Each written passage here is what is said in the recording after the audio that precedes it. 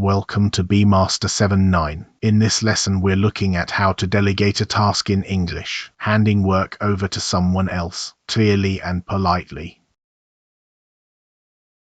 By the end of this lesson you'll be able to open a request in a way that still lets the other person say no. You'll be able to give the scope, the context and the deadline without sounding like you're giving an order. And you'll be able to check understanding and offer support before you finish. We'll hear a full workplace conversation first, and then look at the language behind it. One thing before we start. Maya and Daniel are invented characters. Every line in this lesson was written as a teaching example. It was not recorded from a real conversation.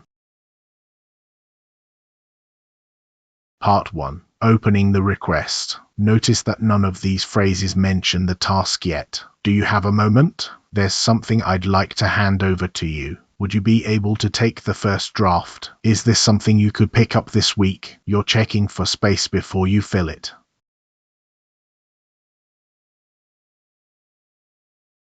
Part 2. Scope, context and deadline. It should take about half a day. I'll send you last quarter's version to work from. When do you need it by? I need it by Thursday lunchtime. Keep it high level and flag anything unusual. Notice how each one answers a question the other person would otherwise have to ask.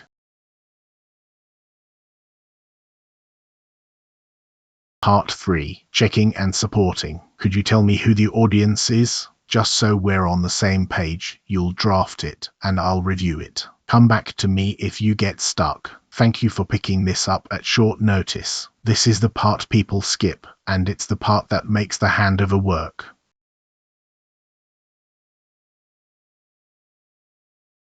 Let's hear the conversation. Maya is a team leader. Daniel is a colleague. Part 1.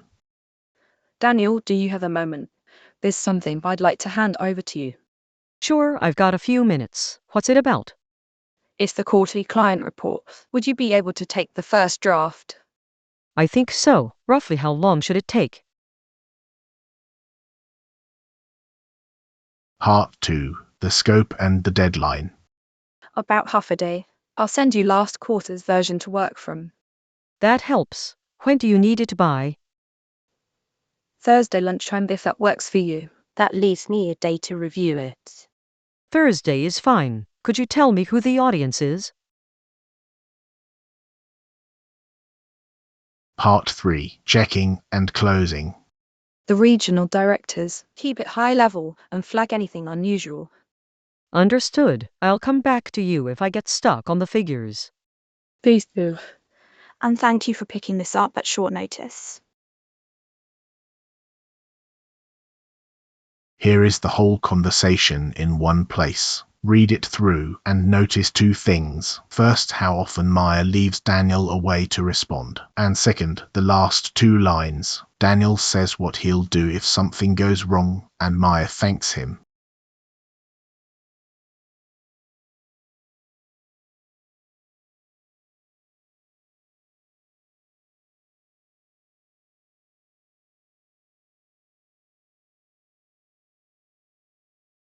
So why does this sound polite? Would you be able to is softer than can you because it asks about possibility rather than willingness. Roughly, about and around make an estimate safe to give and safe to get wrong. If that works for you turns a fixed deadline into something the other person can push back on. Naming the reason that leaves me a day to review it makes a deadline feel practical rather than arbitrary. And thanking someone at the end acknowledges that you asked for a favor, not just assigned work.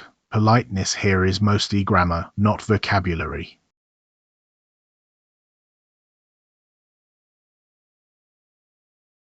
A quick summary of what to do and what to avoid. Do check they have time before you describe the task. Do give the deadline and the reason for it. Do say who the work is for. Do offer a starting point. And do leave the door open for questions. On the other side, don't open with the task and assume a yes. Don't say as soon as possible and hope they guess. Don't describe the format but never the audience. Don't hand over a blank page. And don't disappear once the task is accepted.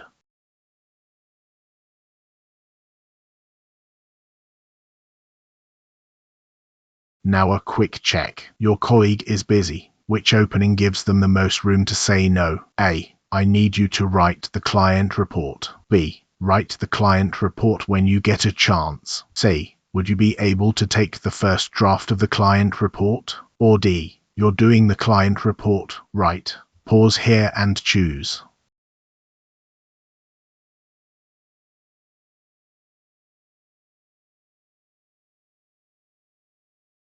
The answer is C. Would you be able to ask whether it's possible at all, so declining is an answer rather than a refusal. A and D both assume agreement. B sounds casual, but it still gives no way out, and no deadline either.